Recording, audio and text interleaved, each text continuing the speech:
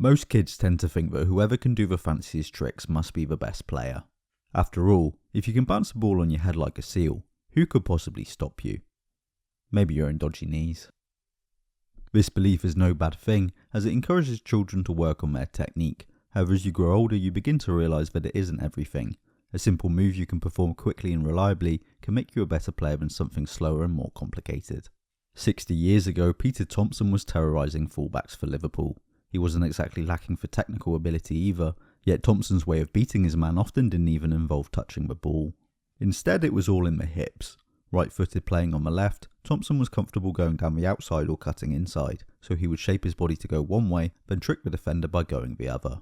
For example, he may point his hips into the centre, as if he were going to cut inside on his right, causing his opponent to shift his body shape to meet him, before then going down the outside.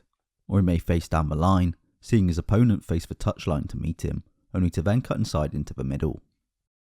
With a quick shimmy, he sent his man one way and escaped out the other.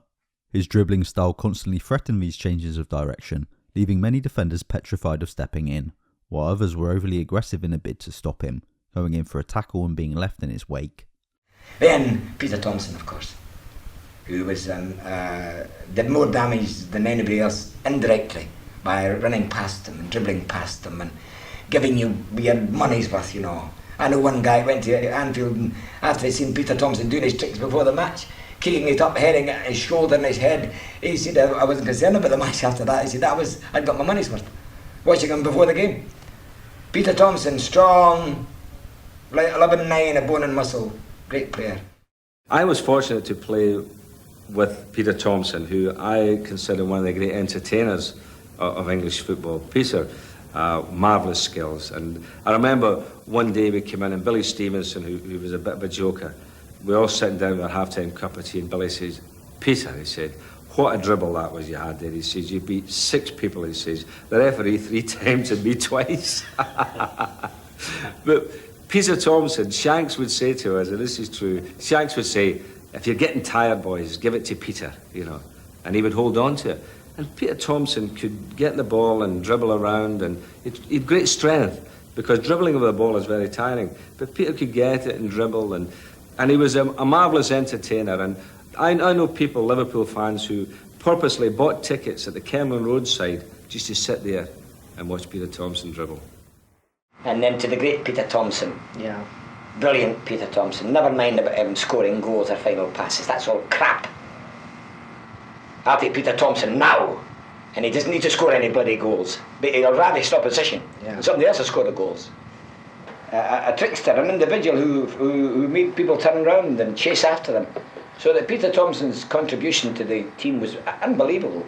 He had half the opposing teams running back towards their own goal all day. They weren't playing against us at all. So, but when we won the league, the cup, the league, there was games that I didn't bat an eyelid. I knew we would win. I knew these people weren't good enough to stand up to us. Peter Thompson and one side, and Ian Callaghan and other boys were going to run them to death. So that these boys were running down the side and all the opposition was running back. Tomo was the sort of the glamour player of the 60s team, I think. He was the type of player who you could be bedazzled by his footwork and just love to watch him go past defenders. Had played against Liverpool when Preston knocked them out of the FA Cup a little earlier in a game, a tie that went to 3 matches, finally settled at Old Trafford. But again, he gave the team, Shankly's team, they had the hard men, they had the goal scorers. In Peter Thompson, they had a great creator as well.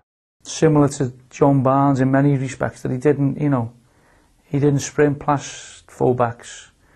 He seemed to glide past them and trick them. And he had the ball stationary at his feet, and then he'd be making a move, or he'd make the fullback make their tackle first. They used to call Peter Thompson, the players did, the post office, because you could give him the ball and he'd sort it out and distribute it.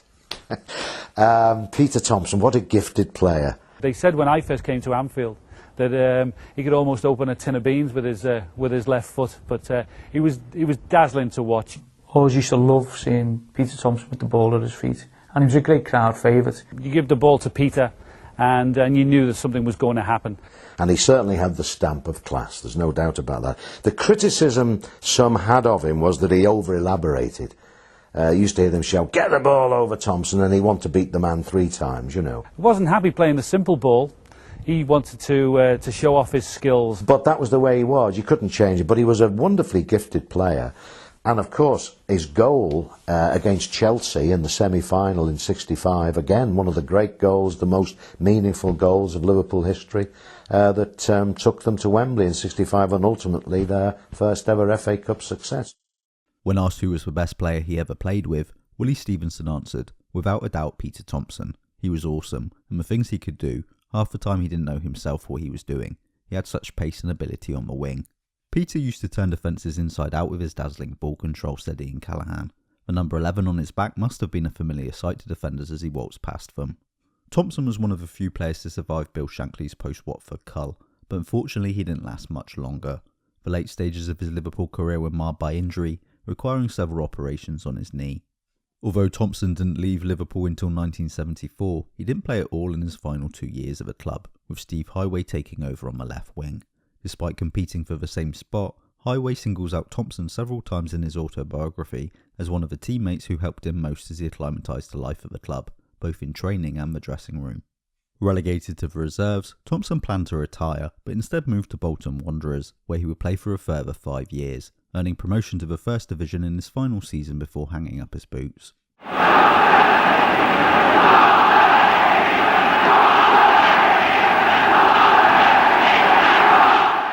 If you enjoyed this video, please like and subscribe to support the channel.